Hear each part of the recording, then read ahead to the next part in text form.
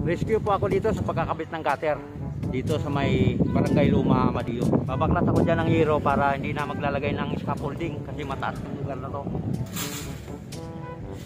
Meron po dito abang sa downspout, PVC, didus na tubo. Ngayon ipapakita ko po sa inyo kung paano po siya mag-abang ng bukilya para doon sa downspout na didus na PVC.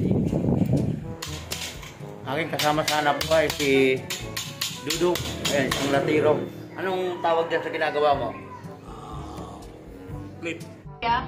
Paano masabi? Clip. Clip. Magawa siya ng clip. Ayan, ganyan o. Pinipit-pit yung tagiliran para tumigas. Ayan yung ginagamit pang pabitin sa gutter. Ako naman gagawa ko ng abang din sa downspout na dito sa PVC. Itong ritaso na ito sa mga gutter. Ito yung gagawin ko abang doon sa downspout. Ang pinakalapad niya para sumakto doon sa PVC na dito ay 7 inches. Yan yung pinakalapad niya. Insakto po ito doon sa didus na PVC. Tutupi lang tayo ng kabila ng 1/4 baliktaran. Tapos ang pinakahaba ng ating abang doon sa downspout ay 3.5. Kung tutupian natin ito ng media, bali 3 na lang yung yung pinakahaba niya. Kaya may tupi na dito. Ngayon, dito naman tayo sa kabila magtutupi ng 1/4.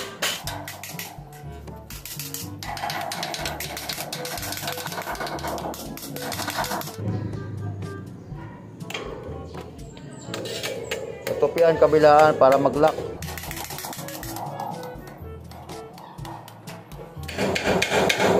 Kabila naman.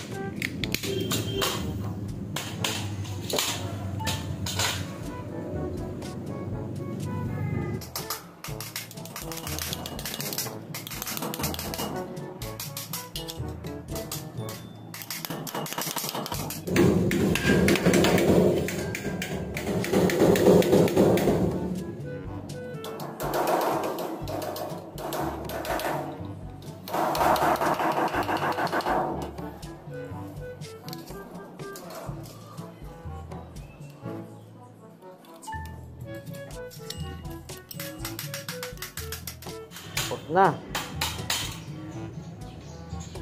Set na ako sa taas.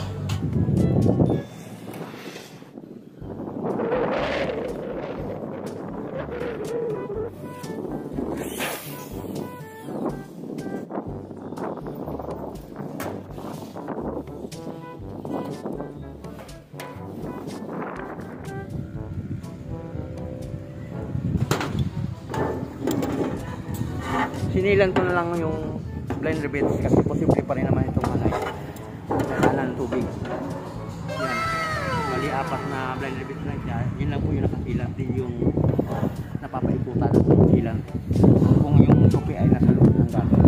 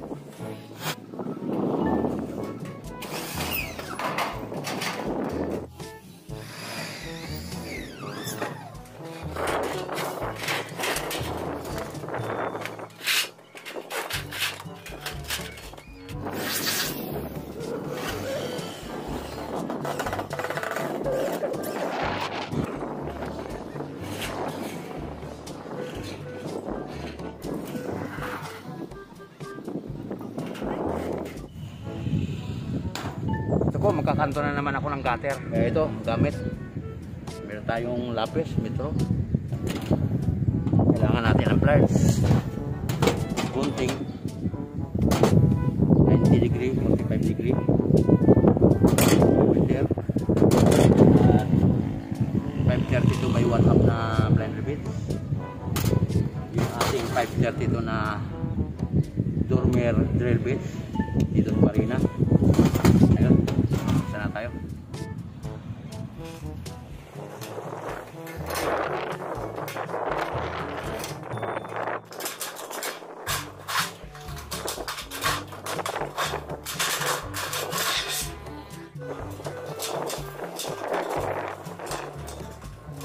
Mas madali po ito kaysa Spanish gutter, itong ano na ito, Banawi type.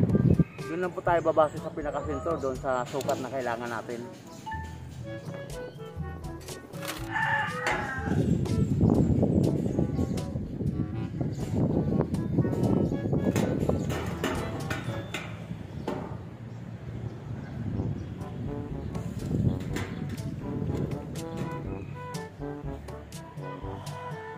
Mga kasama sa hanap buhay, may papahabol lang po ako doon sa aking kakantuhang gutter to gutter doon sa bubong, kasi yung akin pong niliaut doon sa bubong hindi pala nakikita yung guhit ng lapis.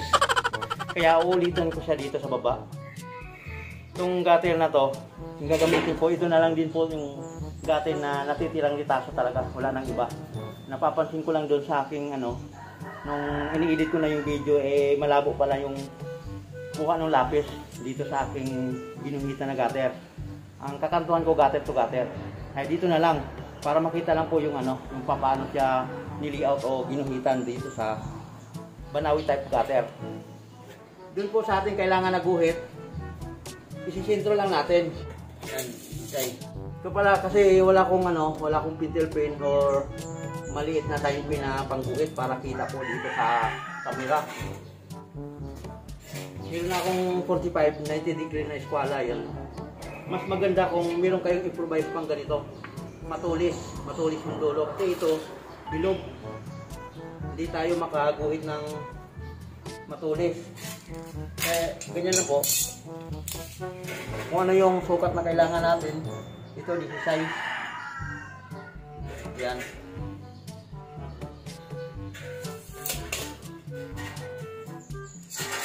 Dito sa ibabaw, ito yung nakapingin natin.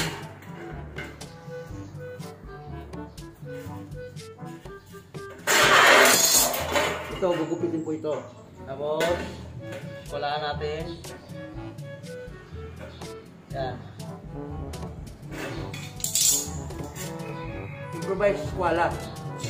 Dito na rin siya nanggagaling dito sa improvise pong 45 degree ni squala. Para matulis po yung dulo, ganyan. Para kantong-kanto talaga. Tapos, squala.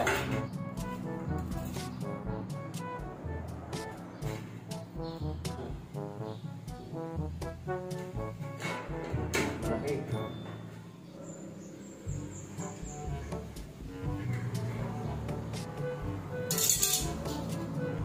Yan, kita na po yan. Sa kabila naman.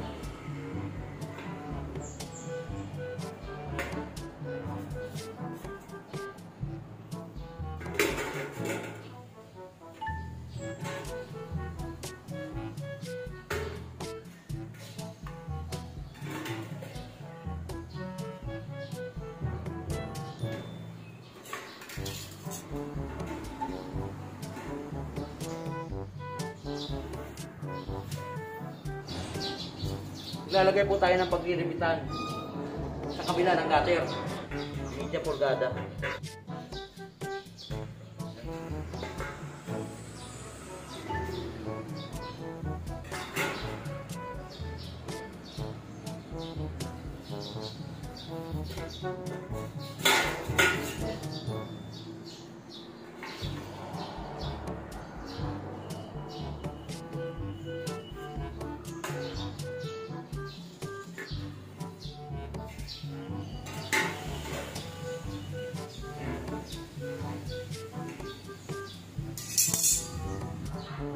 Yan po, ganito po ang layout ng pagkakanto ng gutter to gutter na Banawi type. siya. Yan o. Meron na po tayong paglilipitan dito. Yan. Tanggal na po ito. Yung sa gitna. Ito diretso sa kabila. Tuwid. Sa kabila na po tayo naglalagay ng paglilipitan.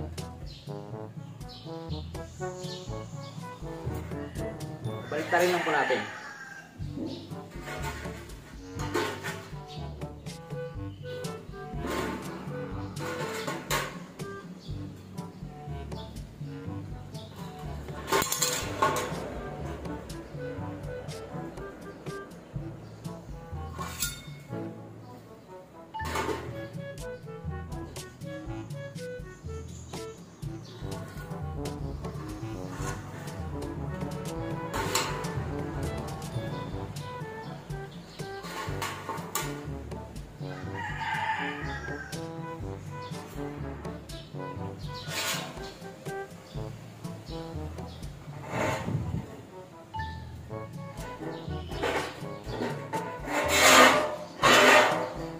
Ayan po, kita naman po siguro na yung dito po sa may uno na tupi, hindi po ito tutupiin. Ito lang po ang tutupiin. Ito. Pag nagupit na po ito lang tutupiin.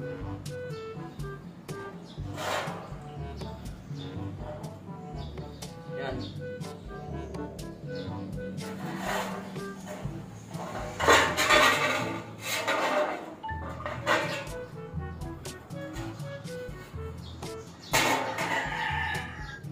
Tutuloy ko na po yung pagkakanto ng gutter to gutter doon sa bubong.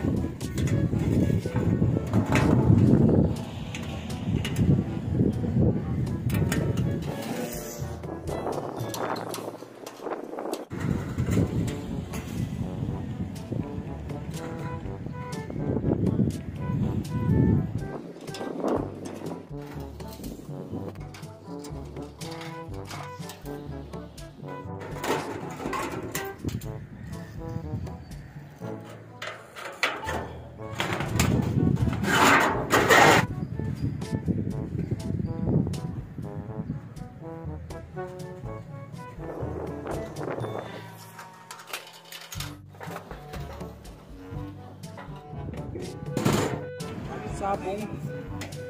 Sabong.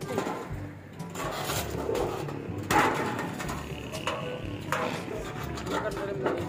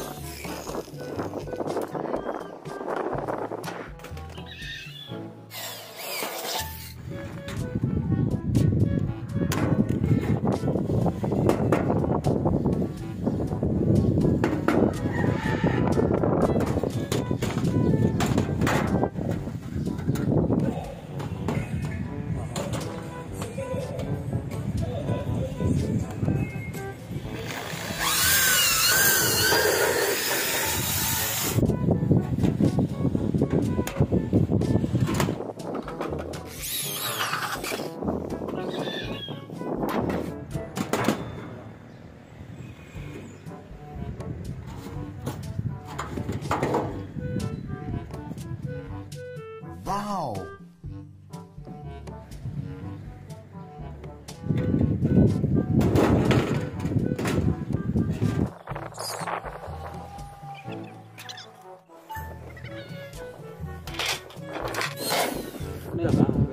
Mr. Valdemar ng finished product. Maganda po talaga ang pagka finish.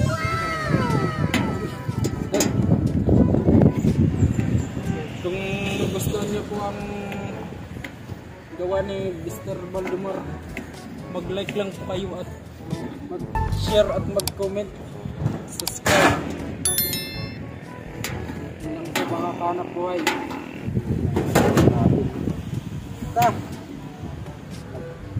Ka-flat ka na pala eh.